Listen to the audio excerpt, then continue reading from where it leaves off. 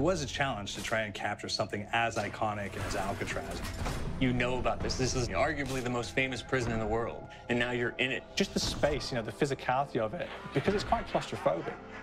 When modern-day prisons are designed, they really consider not intimidating people or making the spaces, as least stressful as possible. Well, Alcatraz didn't suffer from those restrictions. They did the research, they went out, studied Alcatraz, not just from books or internet. They were actually there to feel the environment, so it really sets a mood that gets you a little spooked. Well, we kind of started with the base layout of Alcatraz. The entire island we ended up roughing out in kind of a white box form, and then figuring out what play spaces we wanted to use out of that, what would be the most interesting areas to play in, and the connections between spaces, and spaces that the public doesn't necessarily get to go into. We really did a lot of pushing to really enhance that psychological horror aspect that we're really looking for. And this is a really good opportunity to really tell something special. Like I got stuck right through the gates to hell! This time around, I feel like it's been identified that there are these side missions that you're going to go out and try to accomplish. Al and the rest of the groups put together this escape plan, but the point is to get the parts and assemble this plane so they can get off the island. We did something new for the first time. We have actually contextual music that goes off. So that's a first for zombies. And it's all based around this horror thriller aspect. Every location will have a specific stinger that you hear when you find it, when you discover it, when you start unraveling the story, we start building on the music that you're hearing, and it's really enhancing that experience and going along with it in parallel.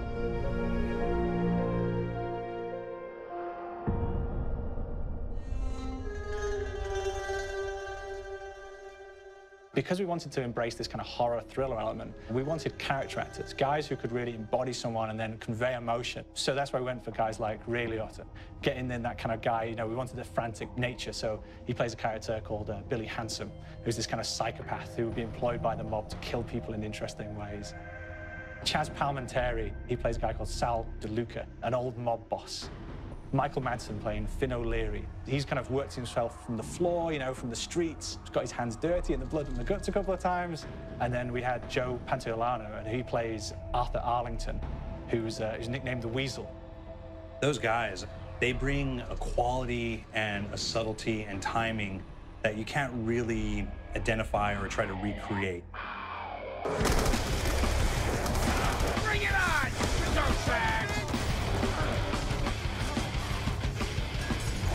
You start off in the afterlife mode, and that's just going to be what's going on. You're going to try to solve the mystery from the second you start. Afterlife, to me, brings a new element, like a new puzzle element. It forces me to think a little bit more or look for the clues or kind of think of zombies on a slightly deeper level. You see clues throughout the map that tell you, ooh, perhaps if I'm in the afterlife, I can interact with this object, or there's some puzzle going on here that I need to be in the afterlife. Back east, I whacked a dirty dentist with one of these. Took forever, Alcatraz has a Civil War kind of fort background before it turned into a penitentiary. And so we had this kind of backstory, the idea that the warden would have collected Civil War weaponry. And one of them is a blundergat. It's a fictional weapon, but the idea of the combination between a blunderbuss and a Gatling gun. And possibly, there might be a way of upgrading it to a more fantastical weapon that the players may find. You all gotta go sometime? You just went now.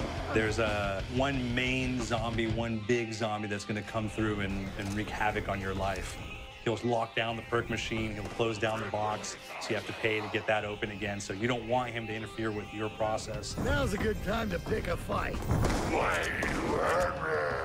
It's a fun challenge. It keeps things moving forward. In terms of perks, we have a new perk called Electric Cherry. When you reload, it gives a shock around you, which scales over time. I was asking for it, Greaseball. There's so much to experience in this map. Every time I play it, there's a new tactic to take, a new experience, a new objective to go for.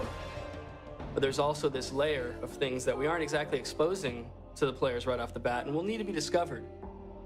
Don't let me go.